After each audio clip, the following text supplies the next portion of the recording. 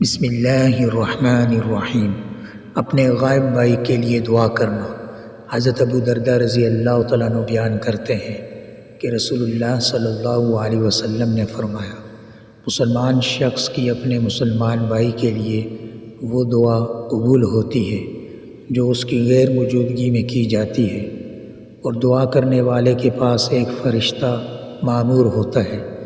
جب وہ اپنے بھائی کے لیے دعائے خیر کرتا ہے تو وہ مامور فرشتہ آمین کہتا ہے اور کہتا ہے اسی مثل تمہارے لیے بھی ہو۔